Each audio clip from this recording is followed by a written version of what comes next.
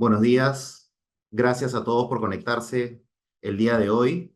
Hoy, como todos ustedes saben, finalizamos el PRCP Legal Week y lo finalizamos con la realización de este webinar en el que analizaremos especiales pronunciamientos judiciales sobre faltas graves. Como saben, el PRCP Legal Week laboral, toda esta semana hemos analizado de diversos puntos de vista y de diferentes aristas las faltas graves. La finalidad de este webinar es ahora decirles y comentarles qué es lo que viene diciendo el Poder Judicial sobre la configuración y los elementos que giran en torno a las faltas graves. Me acompañan Elías Munaico y Camila Bustamante, con quienes analizaremos estos pronunciamientos.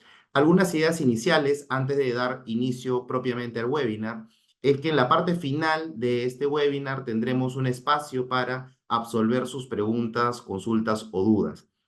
En caso no alcancemos a responder la totalidad de las preguntas por un tema de tiempo, básicamente, pueden enviarnos un correo a la siguiente dirección que voy a detallar: eventos@prcp.com.p o a cualquiera de los emails de alguno de nosotros.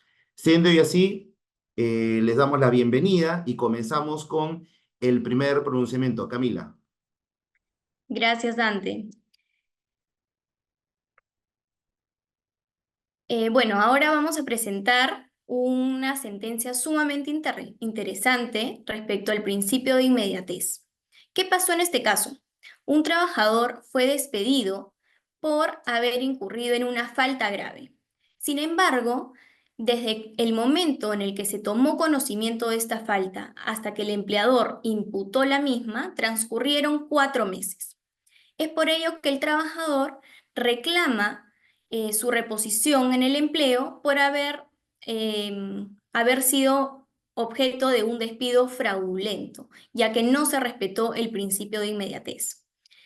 Tengamos en cuenta de que cuando se incurre en este periodo prolongado de tiempo, desde que se toma en consideración la falta hasta que se imputa la misma, se puede entender que este plazo excesivo que pueda transcurrir puede ser que el empleador haya perdonado o olvidado la falta y por ello es que se ha suscitado este caso.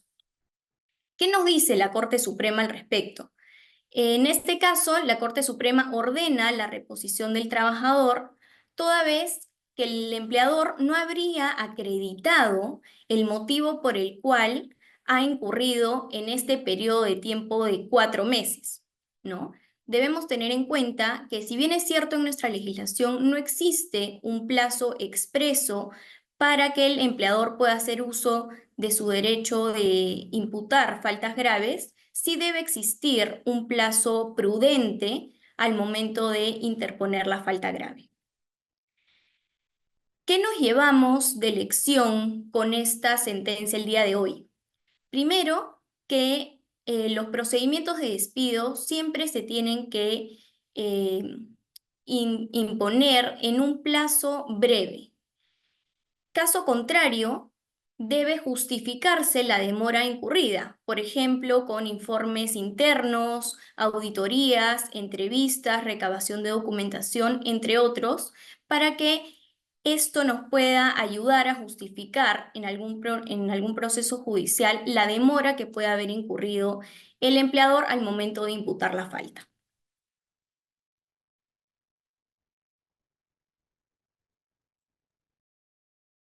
¿Cuáles son sus comentarios, Dante Elías, al respecto? Dale, Sin duda Elías. es un caso interesante, ¿no? Es un caso eh, que suele ocurrir. Los procedimientos de recursos humanos a veces dependen mucho de la cantidad de trabajadores bajo los cuales estamos en gestión y también respecto de la magnitud de la falta, ¿no? Y puede ocurrir que puede existir un determinado espacio de tiempo entre que conozco el incumplimiento hasta que decido sancionar a un trabajador. O sea, en ese espacio de tiempo siempre hay recomendaciones que implementar. Para empezar, tenemos que tener prontitud para poder prevenir alguna sanción, alguna reincorporación de un trabajador o algún pago indemnizatorio. Y este es el primer mensaje que nos da la sentencia, ¿no? Tienes que actuar rápidamente. Y claro, como les indicaba, a veces la cantidad de personas que tenemos en gestión de recursos humanos quizás no sean suficientes para analizar la totalidad de los casos que se pueden presentar en la compañía. Entonces, allí, ¿qué es lo que podríamos hacer para poder mejorar estos procesos internos de recursos humanos? Es establecer un sistema de alerta temprana, ¿no? Tener traqueado todos los procedimientos disciplinarios que estamos iniciando, que estamos por iniciar, que estamos en investigación, para poder saber cada paso que estamos dando y justificar, como bien señalaba Camila, respecto de algún espacio de demora que se podría malinterpretar. Y un aspecto importante que a veces no se utiliza, pero que sí se puede recomendar, es informar al trabajador. Decirle, por si acaso, la falta que has cometido la estoy evaluando. Estamos en un procedimiento de investigación, siempre y cuando la naturaleza de la falta lo permita, evidentemente. ¿No? Si es un tema reservado, no le voy a comunicar, ¿no? Siempre y cuando me lo permita la falta, decirle, por si acaso, esto está bajo investigación. Porque una de las principales bases del principio de inmediatez es, oye, si el empleador se demora, es porque perdona. Pero si tú estás avisando al trabajador que en la demora estás investigando, no hay un perdón. Entonces vas quitándole bases a esta aplicación del principio. Pero sin duda es una sentencia bastante útil, bastante encomiable para poder establecer sistemas de alertas internamente, ¿no es cierto, Dante? Sí, a ver, si ha quedado claro, es que en este caso tenemos la reposición de un trabajador única y exclusivamente porque el empleador incurre en la vulneración del principio de inmediatez. Entonces, esto es algo que absolutamente puede ser prevenido, ¿no? Por parte de los empleadores. Porque, claro, como tú bien nos has dicho, y la verdad es que pocas veces se hace, si yo estoy en un proceso de investigación, para que el trabajador no piense que lo he perdonado, le comunico, estoy investigando, estoy analizando, estoy valorando las pruebas, estoy recaudando información para tomar una decisión. Esto seguramente en un futuro proceso judicial será de mucha utilidad para negar el presunto perdón, ¿no? O el perdón presunto, ¿no? Entonces, eso es importante y el mensaje de este caso, más allá, Elías, Camila, de que en los procesos nosotros hemos cuestionado ciertamente que la vulneración del principio de inmediatez genere la configuración de despido fraudulento para nosotros, y lo hemos demostrado en muchos procesos, eso simplemente genera la arbitrariedad del despido, pero vamos, tenemos un caso donde la Corte Suprema ha hecho cosa contraria y por tanto tenemos que darle la importancia debida. No nos demoremos en la imputación de las faltas y si ya sabemos que nos estamos demorando o nos vamos a demorar, generemos la documentación correspondiente que permita luego luchar este tema en el Poder Judicial y, digamos, no perder un proceso judicial y una reposición, además con todas las consecuencias patrimoniales que esto acarrea, ¿no? Dicho esto, ahora vamos a hablar de una casación que ahora sí está favorable para los empleadores. Hemos traído buenas y malas noticias, ¿no? Como corresponde, ¿no? ¿Qué pasó en esta casación? Esta casación es bien interesante porque analiza una falta grave que creo yo siempre ha sido mal entendida, ¿ok? Que es la falta grave de impuntualidad reiterada. ¿Cuáles son los hechos del caso? Un poco para que nos ubiquemos. Un trabajador fue despedido por la comisión de esta falta grave de impuntualidad reiterada. El trabajador reclamó la reposición en el empleo al considerar que se había producido un despido incausado. Bueno, esa fue la pretensión del trabajador. ¿Y qué había pasado? El trabajador había llegado tarde, ¿no? El 27 de enero, por lo cual fue amonestado. El 29 y 30 de enero también volvió a llegar tarde, por lo cual fue suspendido. Y el 9 de febrero volvió a llegar tarde y fue despedido. ¿Qué nos dice la Corte Suprema? Bueno, respalda la decisión del empleador en cuanto al despido. Y acá hay tres ideas que son importantes que nos llevemos el día de hoy, más allá de los consejos que a continuación vienen también. La impuntualidad reiterada se produce no solo cuando se llega tarde al trabajo, sino también cuando el trabajador se marcha antes de lo debido o cuando se ausenta injustificadamente durante la jornada. Cuando uno piensa inmediatamente en impuntualidad reiterada, lo primero que viene a la mente es aquel trabajador que llega tarde. Pero no solo se configura o incurre en esta falta quien llega tarde, insisto, sino quien en general no abarca el total de la jornada, no cumple total de la jornada. Por ejemplo, un trabajador que no cumple con el horario de refrigerio y se toma mucho más del tiempo que había sido fijado por la empresa, también incurre en impuntualidad. ¿Ok? Para su configuración, esto sí es cierto, tiene que haber reiterancia, es decir, una sola impuntualidad reiterada no es suficiente para generar un despido. Requieres, en primer término, una reiterancia en la conducta. Y además, la configuración de sanciones o la imposición de sanciones previas es la única falta grave que exige que previamente hayan habido sanciones escalonadas. Primero amonestación, luego suspensión, recién puedo despedir. Y es cierto que la ley no ha establecido un número determinado de tardanzas en las que deba incurrir un trabajador y eso corresponde a cada caso en concreto. ¿Qué nos llevamos de este caso?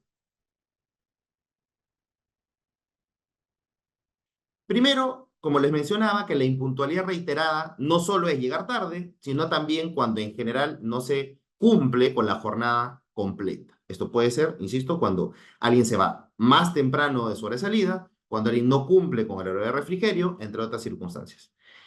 Y esto es importante, justo la semana pasada teníamos la consulta de un cliente. Me decía, Dante, yo tengo que imponer varias amonestaciones y varias suspensiones para recién poder despedir impuntualidad reiterada.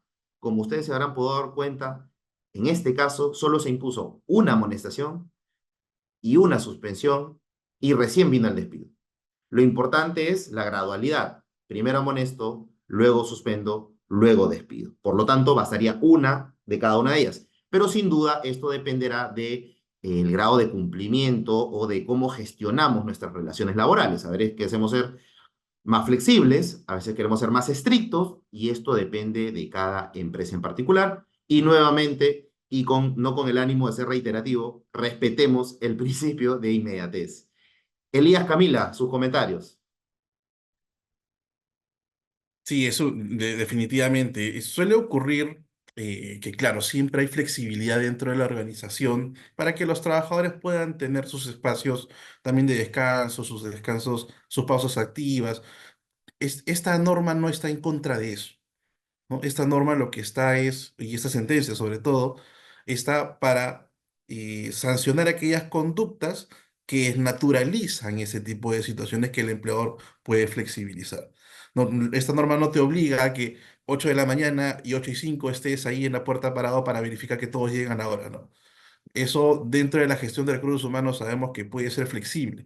El asunto es cuando se vuelve esto sintomático, ¿no? Cuando ya es una práctica usual de que siempre llego al filo de la hora o me retiro antes de la hora de refrigerio o regreso después de la hora que tenía que regresar al refrigerio. Cuando ya se convierten en casos sintomáticos y se van expandiendo dentro de la organización, es necesario colocar algunos límites, ¿no? Y esto es importante que los empleadores no olviden que pueden establecer límites a partir de esta normatividad. Y claro, como bien indica Dante, tenemos que tener en cuenta la gradualidad que establece la norma, pero también debemos tener en cuenta la propia gradualidad que se impone el empleador. Si el empleador se impone una gradualidad en donde es más severo consigo mismo, tiene que cumplir.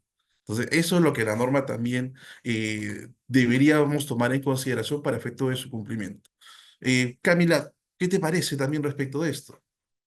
Sí, muy interesante, concuerdo con ustedes y creo que como primer punto debemos tener en cuenta que coloquialmente entendemos la impuntualidad solamente al momento del ingreso, ¿no? Pero este abarca toda la jornada completa. Entonces es importante que se cumplan tanto en la hora de ingreso, a la hora de salida también y después de la hora de refrigerio.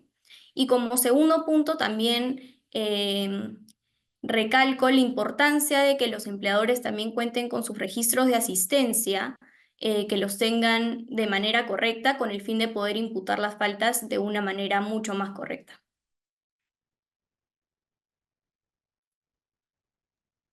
Bien, muy interesante. De hecho, ahora tenemos un tercer caso, un caso que nos llama la atención y llama también a la reflexión, a la gestión de los descansos médicos. Tenemos en esta casación 3039-2018, Ancash, un caso en donde hay o donde existe un uso irregular de los descansos médicos por parte de los trabajadores. ¿Qué fue lo que sucedió? Un trabajador fue cesado disciplinariamente de una compañía por una falta grave al presentar información que el empleador calificó como falsa con la intención de obtener un beneficio. ¿En qué consistió esta información? El trabajador presentó a la empresa un descanso médico, pero a pesar de tener un descanso médico, pues se detectó que el trabajador estaba participando activamente en un evento social para lo cual no estaba, de acuerdo a su prescripción médica, no estaba habilitado a realizar. Entonces, lo despiden. Evidentemente, el trabajador cuestiona esta decisión del empleador, dice que él está en desacuerdo, que esto es irregular y solicita una reincorporación en el empleo porque señala que ha sido víctima de un despido fraudulento. El caso se judicializó, como le indicaba, y esto llega hasta la Corte Suprema. Y cuando la Corte Suprema emite un pronunciamiento respecto de este caso, lo que hace es validar dos asuntos muy interesantes y muy importantes para la gestión de los descansos médicos. En principio, la Corte señala que es válido que se pueda realizar una fiscalización respecto de los descansos médicos. No es que presente un descanso médico, está escrito en piedra y el empleador sí o sí tiene que creer en todo lo que diga el descanso médico. No. El empleador puede verificar la veracidad de la información que está allí y por tanto es válido que pueda realizar este tipo de acciones. Más adelante vamos a ver cómo se puede manifestar ello. Y también el segundo aspecto que este pronunciamiento respalda a los empleadores va en el sentido de que durante estos espacios de suspensión de la relación de trabajo, a pesar de que hay una suspensión, el trabajador no viene a prestar servicios y si está fuera de los 20 días iniciales del descanso médico, estamos ante una licencia, ante una suspensión perfecta porque lo que existe es un pago de subsidio que no es sueldo. Entonces el trabajador va a mantener dentro de su esfera no solamente derechos, sino también obligaciones. Y las obligaciones van a estar vinculadas a, si tienes un descanso médico que tiene una prescripción de que tú no puedes hacer actividades o que tienes que mantener un descanso dentro de de un espacio para que puedas recuperar tu salud, bueno, no puedes estar en un evento social participando de forma activa. ¿No? Eso es una acción contraindicativa respecto del diagnóstico que tienes y las recomendaciones que ha brindado el médico. Si tú incumples estas prescripciones o realizas estas acciones contraindicativas, puedes ser sancionado. Y esta sanción es válida. A pesar de que se hace suspensión de la relación laboral, puede ser sancionado sin ningún inconveniente. Entonces, ¿qué nos llevamos de este pronunciamiento de la Corte Suprema? En principio, el empleador tiene la posibilidad de sancionar acciones cometidas por los trabajadores durante los descansos médicos sin ningún inconveniente. Y en segundo lugar, es importantísimo que sepan que pueden fiscalizar la veracidad de lo que aparece en el descanso médico. Con relación a esto, Dante, Camila, ¿qué herramientas podemos utilizar o qué recomendaciones podríamos tomar en consideración? Sí, qué importante lo que cuentas, Elías. De hecho, este poder de fiscalización tiene una relevancia muy significativa. Y les cuento un caso que tuvimos particular hace unos pocos meses, donde justamente se dudaba la veracidad de los certificados médicos que había presentado el trabajador. Y es por ello que se envió una comunicación formal al centro médico donde había sido atendido este trabajador y nos dimos con la sorpresa que el centro médico nos indicó que en primer lugar no era el formato que ellos utilizaban para emitir los certificados médicos y en segundo lugar que el médico que había suscrito dichos documentos no trabajaba en ese centro médico. Entonces, sí resalto mucho la importancia de que los empleadores puedan fiscalizar y sobre todo poder cuestionar también y dudar sobre la veracidad de los documentos que presenta el trabajador, que muchas veces se hace con una mala fe de por medio, ¿no? Qué interesante es lo que cuentan, porque este caso del trabajador bailarín, así como le llamamos nosotros, ¿no? Coloquialmente, nos permite varias reflexiones, ¿no? La evolución de la Corte Suprema respecto al tratamiento de este tipo de casos ha sido bien interesante y creo que merece unos breves minutos comentarles para que tanto trabajadores como empleadores puedan tomar conocimiento. Hay pronunciamientos anteriores a este, donde ya la Corte Suprema ha validado diversos aspectos de la, digamos, capacidad de fiscalización que tiene el empleador. En un pronunciamiento anterior, validó, primero, que los empleadores puedan, a través de sus asistentes sociales o personal similar, ir a los domicilios de los trabajadores de manera inopinada para verificar si están cumpliendo con el descanso médico. Entonces, ese es un primer punto de avance, digamos, en la fiscalización, que un órgano tan importante como la Corte Suprema valide la presencia y la fiscalización es ciertamente un gran avance en la verificación de la comisión de esta falta grave de información falsa al empleador. El segundo avance ha sido que la Corte Suprema también valida que los empleadores puedan exigir la remisión de comprobantes de pago que acrediten la compra o la adquisición de medicina, uno, dos, de realización de exámenes médicos, auxiliares. Y es que, claro, nadie se sana, pues, tomando magnesol. Uno se sana, tomando algún medicamento, uno se sana con algún examen, ¿no? Para saber, para llegar al diagnóstico, ¿no? Casos médicos tienen que ver con lumbalgias, ¿no? Entonces es como que la gente extrañamente de la noche a la mañana tiene lumbalgia. ¿De qué le recetó el médico para curar esa lumbalgia? No, nada.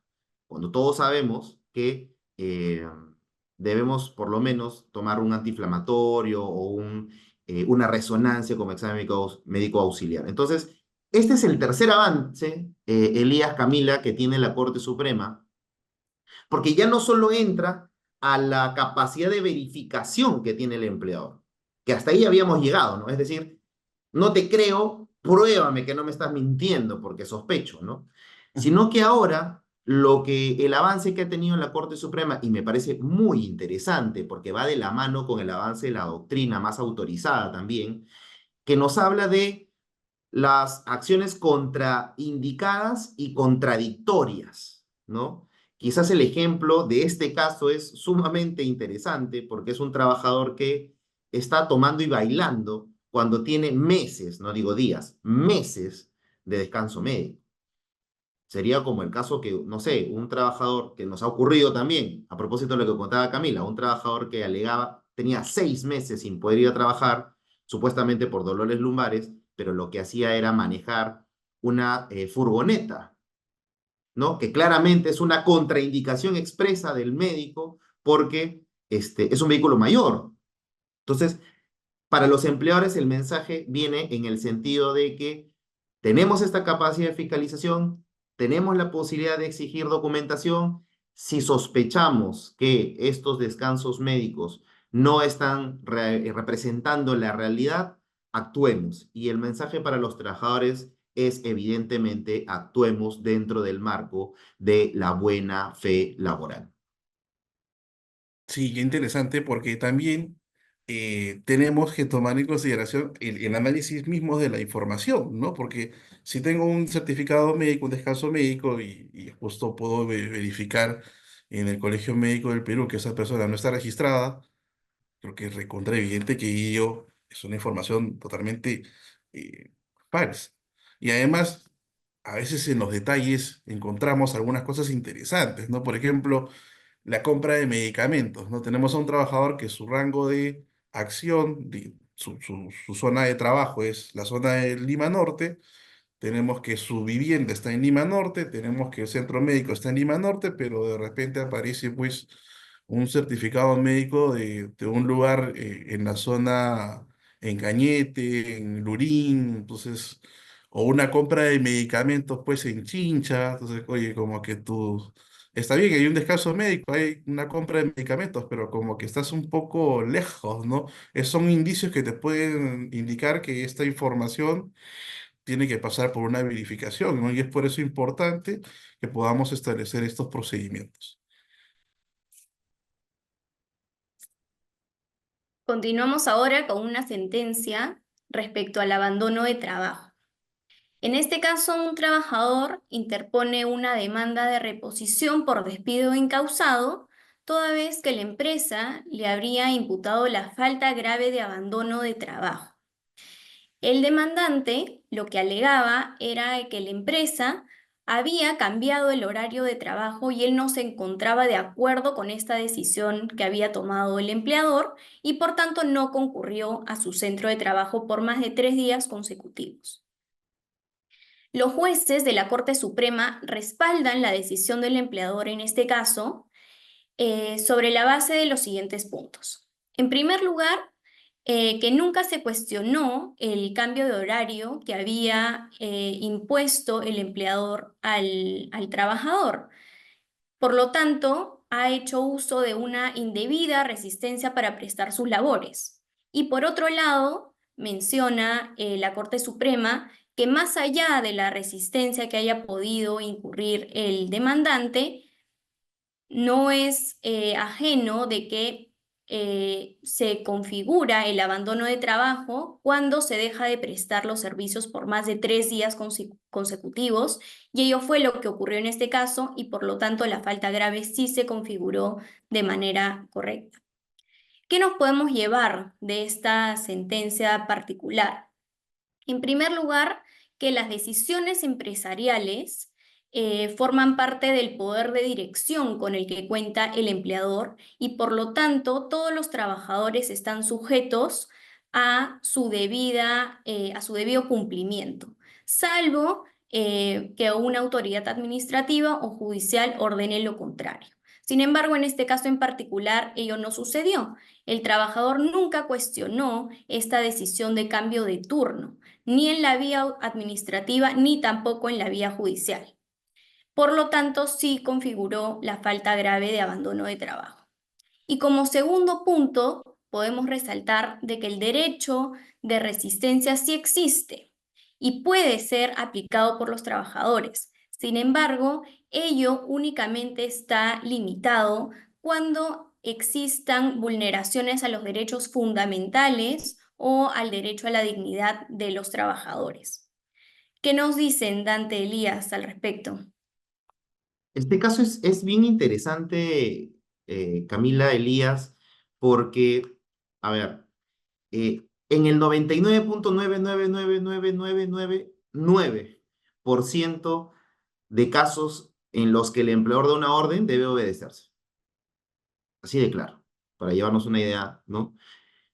Pero, claro, existen excepciones, ¿no? Claramente, si yo como empleador doy una orden que que contraría las buenas costumbres, la moral, la seguridad, la vida del trabajador, pues evidentemente esta orden tiene como contrapeso el derecho de resistencia del trabajador.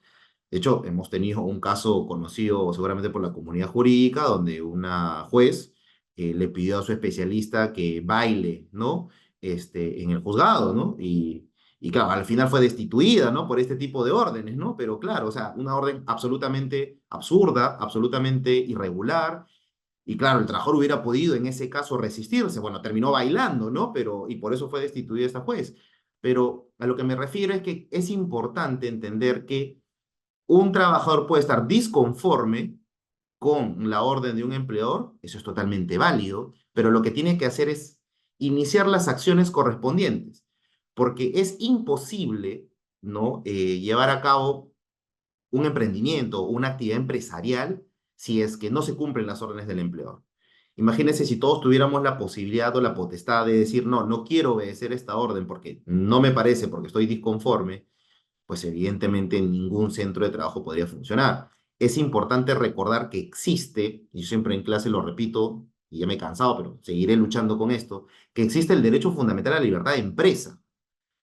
Entonces, el poder de dirección no está solamente en la ley de productividad.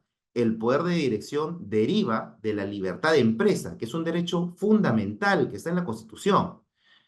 Y por tanto, y uno de los contenidos de la libertad de empresa es el poder de fiscalización, de organización y de gestión de los recursos humanos. Si yo no puedo mandar en el centro de trabajo, no me puedo organizar, no puedo realizar mis labores ni tampoco puedo llegar a los objetivos trazados. Por tanto, qué interesante esta sentencia que valida la configuración de la falta grave de abandono de trabajo y valida también el poder disciplinario del empleador. Elías. Sí, coincido contigo. De hecho, desde la gestión de los recursos humanos siempre se señala que la discrepancia puede ser válida, pero el compromiso es esencial, ¿no? Esto también habla mucho de el nivel de la asociación que puede tener un trabajador con la cultura de la empresa. Si tenemos una cultura de cumplimiento, una cultura que sí involucra de esta manera los casos en donde existe esta disociación, eh, pueden ser sancionados válidamente, porque no te estás alineando con la cultura, no estás siguiendo el mismo compromiso que tiene la empresa. Entonces, la posibilidad de ejercer una facultad disciplinaria es enteramente válida. Bueno, pasamos ahora a esta casación, la 177/2021 Arequipa. A ver, ¿qué nos trae este caso? Es importante que descansemos en este caso porque creo que va a generar mucha polémica en las próximas semanas y meses en cuanto a su implementación, digamos, ¿no? Vamos a explicar un poco para que nos entendamos. ¿De qué se trataba el caso, básicamente? Un trabajador interpuso una demanda de despido fraudulento por considerar que los hechos que imputó el empleador eran inexistentes o falsos. ¿Ok? Esa era la primera pretensión. Pero no solamente reclamó eso, sino que también alegaba que su despido era un despido lesivo de derechos fundamentales. Entonces vayamos familiarizándonos con este tema, ¿no? Despido lesivo de derechos fundamentales. Bueno, la empresa cuestiona, obviamente, esta versión, esta teoría del caso, ¿no? De la parte demandante, indicando que el despido se encontraba justificado. ¿Por qué? Porque el demandante desaprobó las evaluaciones de desempeño. Ojo, y aquí puede haber alguna sorpresa, ¿no? Puedo despedir por que un trabajador no supere las evaluaciones de desempeño. Vamos a ver qué nos dijo la Corte Suprema.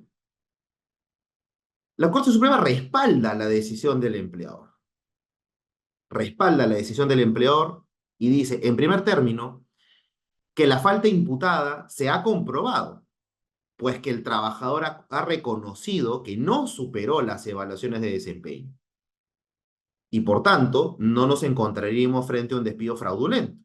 Claro está, ¿no?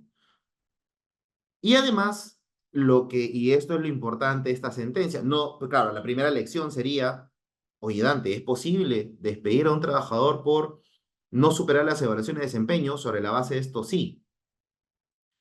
Pero ¿qué dice también la Corte Suprema? Que debemos diferenciar entre despido fraudulento, despido arbitrario y despido lesivo de derechos fundamentales. ¿Qué nos deja este caso? Y aquí viene la llamada de atención para todos. Que la Corte Suprema, en el vocabulario de la Corte Suprema, ya existe el despido lesivo de derechos fundamentales. Al margen de que en el caso en concreto no se haya configurado y no se haya declarado fundada la demanda. El llamado de atención viene porque, insisto, en el vocabulario de la Corte Suprema ya parecería ser al menos procedente la reclamación de la reposición en el empleo por este nuevo tipo de despido llamado despido lesivo de derechos fundamentales. Y por tanto, podría ser una categoría jurídica a ser utilizada por los trabajadores para lograr su reposición. Dante, ¿qué hacemos frente a esto? Antes de ir a los importantes comentarios de Elías y Camila. Esto nos obliga como empleadores a ser muy rigurosos en el procedimiento disciplinario. Muy rigurosos. Pulcros en el procedimiento disciplinario. Y garantizar el pleno ejercicio de los derechos fundamentales de los trabajadores. Sobre esto, Elías, Camila, ¿qué nos pueden decir? Mm, Es una sentencia, en principio interesante con relación al fondo, ¿no? Al asunto vinculado justamente a que sí puedo desvincular a un trabajador y puedo utilizar la herramienta de cumplimiento de metas que internamente se utiliza en la empresa, digamos, de una forma para saber la producción, la productividad de un trabajador y también para premiar, ¿no? Para utilizar algunos abonos de bonificaciones, algunos beneficios adicionales y colaterales vinculados a su desempeño. Pero también puedo utilizarlo para cesarlo disciplinariamente y sin ninguna contingencia. Lo que sí es llamativo, y como tú bien indicas antes, es esta nomenclatura de despido lesivo de derechos constitucionales que de hecho se está haciendo, digamos, una nueva moda, como ocurría primero con los despidos incausados, fraudulentos y los resarcimientos que venían, pero a diferencia de lo que ocurría con esos supuestos, digamos, había un pronunciamiento por lo menos del Tribunal Constitucional a través de un precedente en donde señalaba estas categorías de despido.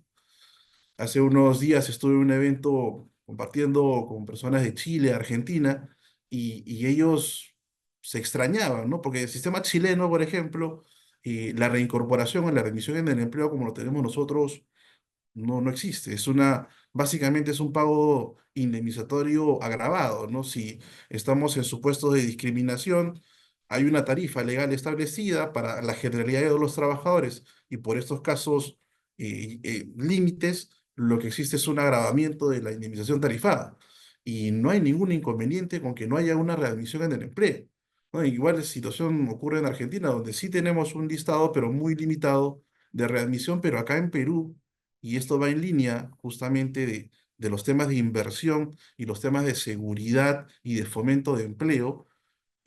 Básicamente tenemos una inseguridad, ¿no? Si un empleador viene ahí a invertir y saber cómo está el sistema de protección contra el despido, qué sucede cuando yo tengo que cesar a una persona, sea bien o mal, qué contingencias puedo tener, la respuesta abarca revisar la ley, revisar los precedentes del Tribunal Constitucional y ahora revisar los pronunciamientos individuales que puede emitir alguna de las salas de la Corte Suprema en donde se van generando nuevos supuestos de despido que no tienen respaldo legal, a pesar de que la Constitución señala que la protección del despido la establece el legislador.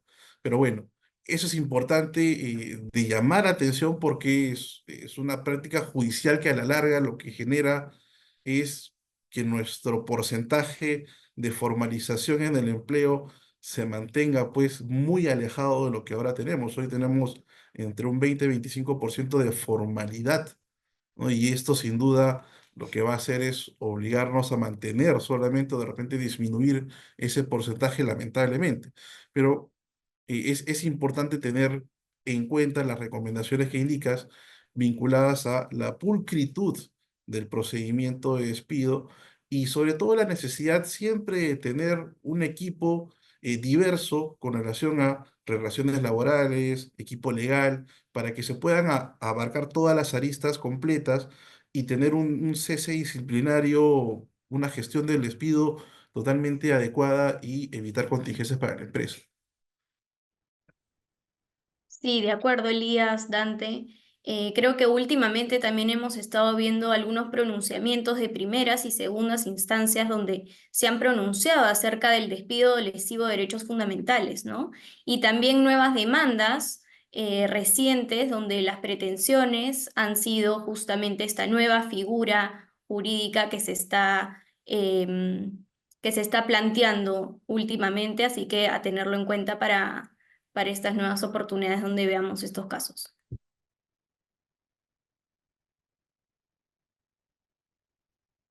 Perfecto.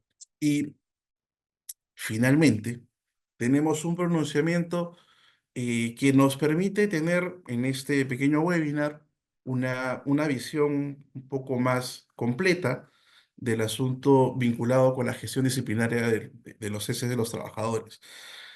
Porque hemos iniciado conversando respecto al principio de inmediatez, hemos verificado las faltas graves que la Corte Suprema ha tenido oportunidad de emitir en esos pronunciamientos y ahora, ¿qué sucede si con motivo de esta falta grave se genera una afectación patrimonial, se genera un daño en la empresa. Y de casos hemos conocido varios, ¿no? Desde un capitán que puede chocar un buque hasta trabajadores que pueden defalcar una empresa. Entonces, es importante tener en consideración que las faltas graves también pueden ser un punto de partida para obtener resarcimientos económicos vinculados con la conducta del trabajador. Y es que, por ejemplo, en esta casación 3226-2019 Tacna, se presentó un caso similar a ello, ¿no? Un empleador presentó una demanda en contra de cuatro trabajadores porque estas personas estaban involucradas en la compra de transformadores que no cumplían con los requerimientos técnicos para poder ser utilizados. O sea, sencillamente se utilizó el dinero para comprar unos bienes que no servían para la empresa. Se perdió dinero. ¿Qué pasó? Esos trabajadores, evidentemente, se salieron a defenderse a juicio, obtuvieron algunos pronunciamientos a nivel de primera y segunda instancia, en donde la Corte Superior de Tacna les decía, ustedes han incurrido en falta, ustedes tienen que resarcir al empleador porque esta compra la hicieron ustedes. Sin embargo, cuando el caso llega a la Corte Suprema, es lo preocupante, ¿no? Y es que la Corte Suprema, al momento de emitir pronunciamiento respecto de este caso, lo que señala básicamente es que para que el empleador pueda disponer o iniciar una acción de resarcimiento en contra de sus trabajadores, lo que tiene que realizar es, en principio, tener en Dante, creo Sí, que Elías, te escuchamos. ay, perdón, pensé que se estaba fallando un poco la señal. Entonces, lo que tiene que hacer el empleador, en principio, a razón de esta sentencia de la Corte Suprema, es haberlos despedido. Si no los despides por falta grave, no puedes iniciar una acción judicial en contra de los trabajadores, que es una situación bastante particular, porque termina denegando una indemnización a un empleador que efectivamente fue dañado en su gestión patrimonial, pero la Corte, digamos, somete su acción a que primero lo haya tenido que despedir. Y esto es un asunto muy particular, porque lo que nos deja esta sentencia básicamente es establecer unas limitaciones muy serias para los empleadores, ya que no toma en consideración algunos aspectos particulares de las faltas graves. Y sobre todo de un determinado grupo de comportamientos que pueden incluir los trabajadores que terminan afectando a la compañía, como son los comportamientos vinculados a actos de corrupción.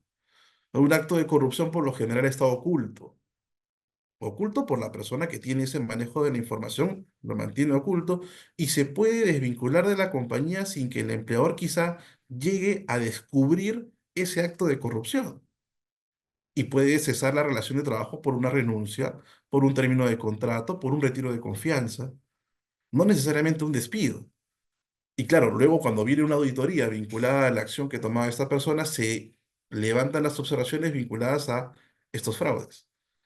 Entonces, en ese supuesto, si utilizamos el criterio de la Corte, un empleador no podría demandar a un trabajador, situación que desde ya es una situación totalmente desventajosa, más aún cuando no tenemos una limitación legal para establecer ese tipo eh, de restricciones, ¿no? Ya nos comentarás un poco más de repente, Dante, con relación a las limitaciones que puede tener la tutela jurisdiccional. Pero para cerrar este punto de la sentencia, lo importante es, en principio, no tener temor en utilizar la gestión disciplinaria frente a casos tan graves como los que se pueden presentar. En segundo lugar, si ya tienes un caso grave, ya estás en un procedimiento disciplinario o estás por iniciar un procedimiento disciplinario, ten en consideración que toda la investigación que tú puedas haber realizado respecto de esa falta va a ser determinante no solamente para respaldar tu despido disciplinario, va a ser importante cuando vayas a sustentar los daños que te han generado. Y es importantísimo documentar cada uno de los daños que se puedan haber generado a la compañía y finalmente tener en consideración este criterio de la Corte que puede ser muy perjudicial, pero que nos ya marca una línea de comportamiento en la empresa de saber cuáles son los efectos de los tipos de cese que puede tener un trabajador en la compañía. Y no solamente de cara a si luego me puede demandar daños y perjuicios a mí vinculado por su despido o una reincorporación vinculada con su despido, sino a lo que tú como empleador podrías hacer para obtener un resarcimiento. ¿Qué pasa si opto por un mutuo descenso? ¿Qué pasa si opto por un retiro de confianza? ¿Qué pasa si voy por una falta grave? Estos elementos, estas variantes se van a tener que tomar en consideración al momento de identificar la falta o en todo caso al momento de determinar los ceses de trabajadores que tienen posiciones importantes en la compañía. Con relación a esto, Camila, Dante, ¿qué nos pueden comentar? Sí, muy interesante, Elías, lo que nos comentas, y creo que ahora todos los empleadores tienen que tomar en consideración todo esto que nos mencionas, ¿no? Y cuáles van a ser los efectos y las consecuencias que quieren buscar después del despido para saber cuál va a ser la mejor alternativa para tomar al momento de cesar a algún trabajador. Dante, ¿qué nos puedes decir al respecto? Sí, interesante porque, claro, muchas veces por ahorrarnos el procedimiento disciplinario, ¿no? Que ciertamente no es sencillo y que muchas veces es un poco engorroso, el empleador prefiere aceptar una renuncia o llegar a un mutuo disenso, ¿no? Eh, pero vamos, si seguimos lo que nos indica en estricto esta sentencia, el hecho de que un trabajador que ha cometido una falta grave y que ha dañado los bienes o que se ha apropiado, por ejemplo, hemos visto varios de estos casos de bienes de la empresa, si la forma de extinción del vínculo es una forma distinta al despido, teóricamente, insisto, siguiendo esta sentencia, el empleador se vería impedido de interponer una demanda de daños y perjuicios, lo cual es totalmente disparatado, ¿no? Perdón, incluso la otra semana tengo que dictar en la corte, bueno, ya no me invitarán seguramente. Es porque, yo se los digo siempre, es porque esta es una sentencia que no interpreta nada. Esta es una sentencia, si en alguna vez ustedes quieren una sentencia donde los jueces no interpreten nada, sino que crean normas, este es un gran ejemplo, ¿no? Esta es una sentencia donde los jueces se sentaron, bueno, de una sala de la Corte Suprema, y dijeron, mira, ¿sabes qué? Voy a establecer unas reglas que no están en la ley, pero yo creo que son válidas, ¿no? La primera de estas reglas es que no puedes demandar a un trabajador si no lo despediste. Segundo, que tienes 30 días para demandarlo. 30 días como plazo de caducidad para demandarlo. Señores, estamos creando un plazo de caducidad por una sentencia. Ya hay que regresar todos a las aulas, ¿no? Porque hasta donde yo sabía, no sé si Elías o Camila, que de repente lo tiene más fresco, ¿no? Yo sabía que los plazos de caducidad eran por ley, ¿no? Pero esto ha cambiado porque ahora es por sentencia, ¿no? Entonces, definitivamente ya estamos en el derecho de los jueces. O sea, eso es lo que yo digo siempre en clase. Ya no estamos, hemos pasado de la boca muda, ¿no? Que repite las palabras de la ley, siguiendo a Montesquieu, y ahora somos lo que los jueces dicen que sea, ¿no? O sea, como decía López de Medina, la Constitución es lo que los jueces dicen que es, y así es, ¿no? Esa es la mala noticia, pero no nos pongamos tan tristes porque yo creo que esta sentencia incurre, como en cualquier fenómeno normativo, en un proceso de un problema de infrainclusión. ¿Qué significa esto? Dante, tradúcemelo, ¿no? ¿Qué significa esto? De que claramente no se ha puesto en todos los supuestos, valga la redundancia, ¿no? Ese es el problema en que los jueces intenten legislar, porque el fenómeno de creación normativa no es un fenómeno sencillo, ¿no? No es ponerte por eso hay discusión política, pues nuestro problema son los malos políticos, pero eso es otra cosa. Por ejemplo, lo que bien decía Elías, ¿qué pasa si la falta o los daños son descubiertos después de la desvinculación? ¿Aplicaría esta lógica? O sea, el trabajador renuncia, supongamos, y yo me entero luego de la renuncia de que ha defalcado a la empresa. ¿Es razonable aplicar esta sentencia? No, porque no ha pensado en ese caso. Tan sencillo como que no ha pensado en ese caso, ¿no? Entre otras situaciones que nos podemos poner acá y nos quedamos hasta mañana, ¿no? Discutiendo este tema. Entonces, Pero ¿cuál es el mensaje para los empleadores? Si lo que vamos a tratar luego es de buscar un resarcimiento frente a un incumplimiento dañoso, lesivo por parte de un trabajador, que lamentablemente hemos tenido varias oportunidades de ver ese tipo de conducta y lo que queremos es dar un mensaje en la empresa de que esto no se va a permitir y además buscar un resarcimiento, bueno, hagamos el procedimiento que a veces algunos empleadores me dicen, Dante, es engorroso, no, hagámoslo. Si lo hacemos bien y si tenemos las herramientas adecuadas, no se convierte en un procedimiento tan engorroso como parece. Bueno, para no robar más el tiempo de ustedes, queremos agradecerles. Antes de dar las palabras finales, vamos a responder algunas de las preguntas que tenemos aquí en el chat. Igual, si ustedes tienen alguna, pueden hacerla en este momento, ¿no? Por ejemplo, Elías nos preguntan, ¿los días de suspensión son remunerados? Creo que se tiene que ver con la impuntualidad reiterada. Si yo suspendo a un trabajador, ¿esos días de suspensión son remunerados? No, si yo lo suspendo disciplinariamente no son remunerados, ¿no? Y si digamos, si lo vemos en un paralelo también con los descansos médicos, en descansos médicos los primeros 20 días sí son remunerados, día 21 en adelante son subsidios, ¿no? Que no es en principio remuneración, a pesar de algunas normas internas de la salud, pero jurídicamente no es remuneración, eso es subsidio. Correcto. Ahora nos preguntan, tenemos un caso por malas maniobras de un operador de montacargas, creo que esto va más por el caso del trabajador bailarín, ¿no? Hizo maniobras peligrosas en la operación de este vehículo, por el cual iniciamos eh, la imputación de faltas, pero al día siguiente presentó un descanso médico por 30 días por temas psicológicos. Esta demora del proceso de sanción es factible, ya, a ver, no, eso tiene que ver con la inmediatez. Recordemos que mientras un trabajador está con descanso médico, salvo, ojo, salvo que el descanso médico nosotros acreditemos que es falso y sabemos que es falso, no le puedo imputar la falta grave, porque el trabajador diría que está vulnerándose su derecho de defensa, porque además de estar enfermo, tiene que defenderse de una imputación, porque si yo le imputo, tiene que defenderse, eso está clarísimo. Entonces, ¿qué debemos hacer? Esperar que termine el descanso médico para poder imputar estas malas maniobras. Y este tiempo de demora, digamos, de demora, bien entre comillas, no formará parte del cómputo, ¿no? Del principio de inmediatez. ¿Ok? Esto no formará parte del cómputo y eso debería darnos esa tranquilidad, ¿no?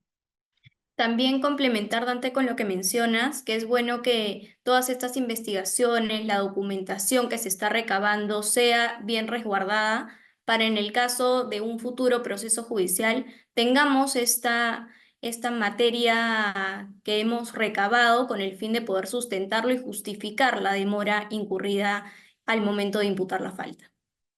Claro que sí, claro que sí. Mira, acá hay una pregunta que quizás podemos todos comentarla.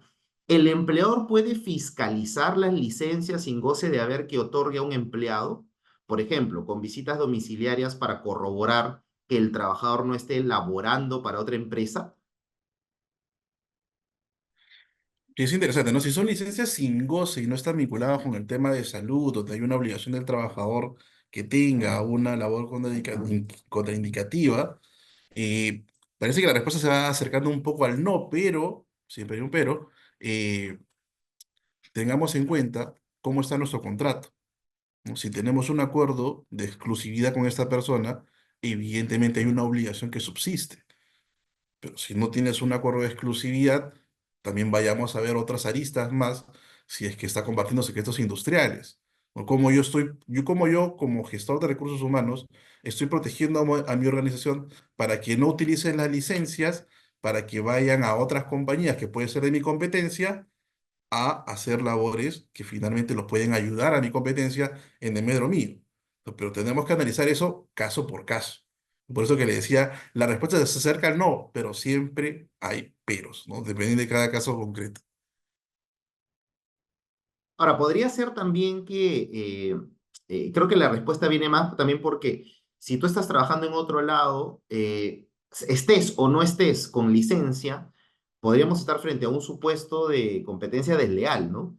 Que habría que analizarlo también, ¿no? Así que cuidado con eso, ¿no? Creo que por ahí viene un poco más también, hubo un pacto de exclusividad también debidamente justificado también podría verse, ¿no?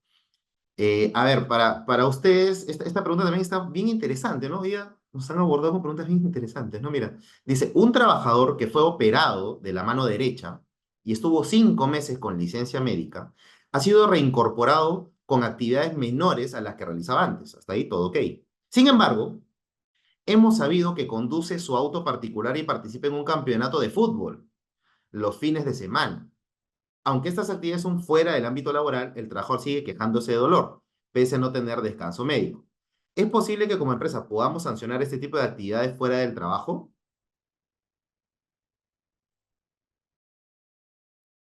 Interesante, ¿no? Muy, muy particular, definitivamente.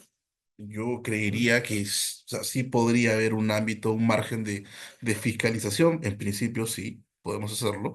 Y un margen de sanción va a determinar mucho de la información que podamos recabar, ¿no? Porque esto ocurre muy seguido y hemos tomado conocimiento, pero cuando vamos a ver la corroboración de ello, tenemos problemas y justo lo que nos comentaba Camila es, tenemos que documentar todo en el procedimiento porque si no, luego viene una pretensión de despido lesivo de derechos fundamentales y toda la buena intención que podemos haber tenido al momento de investigar a una persona que nos está mintiendo en la cara y sancionarlo, va a terminar cayendo en saco roto porque hay algunos problemas de corroboración, de acreditación en el procedimiento.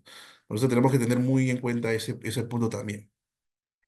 Sí, también recalcando lo que mencionas, Elías, con el tema de los certificados médicos que se presentaron en ese caso, también podría ser bueno mandar un oficio al centro médico que atendió a este trabajador para poder corroborar la veracidad de los certificados y también si puede proporcionar la documentación y los resultados, informes médicos que se han emitido por razón de su lesión, ¿no? En la mano derecha, a ver si le han hecho resonancias, radiografías y poder hacer un análisis más completo en base a esa documentación. Bueno, antes de las palabras finales, Elías, simplemente recordarles, porque habían varias preguntas vinculadas a el envío del PPT de esta charla, recordar que tanto la grabación de este webinar como el PPT que hemos utilizado estará a su disposición en el blog del estudio. Dicho esto, cerramos con tus palabras finales, Elías. Gracias. En principio, agradecidos a todos los que se han podido conectar en esta oportunidad, agradecidos a quienes nos han podido seguir en redes, porque toda esta semana el estudio ha hecho un esfuerzo muy importante para hacer un Legal Week específicamente laboral, en donde hemos tocado la gestión del despido disciplinario desde un enfoque multidisciplinario, ¿no? Porque hoy hemos analizado jurisprudencia, pero en la semana hemos tenido un desayuno presencial, hemos tenido videos corporativos vinculados a los actos de hostigamientos, preguntas y respuestas, información que les van a ayudar definitivamente en la gestión de la relación laboral y sobre todo en esta parte final de la relación que es la gestión del despido. No nos olvidemos que esta desvinculación disciplinaria no es un procedimiento adicional dentro de la organización, es un procedimiento en donde las personas involucradas de llevarlo a cabo, tenemos una gran oportunidad de demostrar que somos una empresa responsable, que somos una empresa que cuando cesa a un trabajador lo cesa por los motivos que están debidamente comprobados y lo podemos sustentar. Entonces, esto finalmente repercute en la imagen de la compañía, porque no es que estamos actuando de forma arbitraria. Y es importante tomar en consideración las recomendaciones que hemos señalado a lo largo de la semana y también las recomendaciones que surgen a partir de los pronunciamientos judiciales, porque los pronunciamientos judiciales son como un termómetro del momento en que estamos hoy en la jurisprudencia. Hoy está muy álgido el asunto de los despidos lesivos de derechos constitucionales, entonces es importante tomar recaudos para evitar caer en una contingencia de reincorporación, una contingencia económica de pago de remuneraciones devengadas, pago de daños y perjuicios. Entonces, es muy importante tomar en consideración esta gestión. Y agradecerles a ustedes y al equipo laboral del estudio Payer Rica y Pérez, que siempre estamos comprometidos para poder ayudarlos y brindarles información de calidad que ustedes pueden encontrar en las redes del estudio y en el blog del estudio. Con nosotros será hasta una siguiente oportunidad. Dante, Camila, estamos muy agradecidos con ustedes por haberse conectado, así que nos estamos viendo en redes o en todo caso a través de las consultas que pueden llegar a nuestros correos corporativos. Muchas gracias. Que tengan un buen día. Muchas gracias. Buen Muchas día. gracias.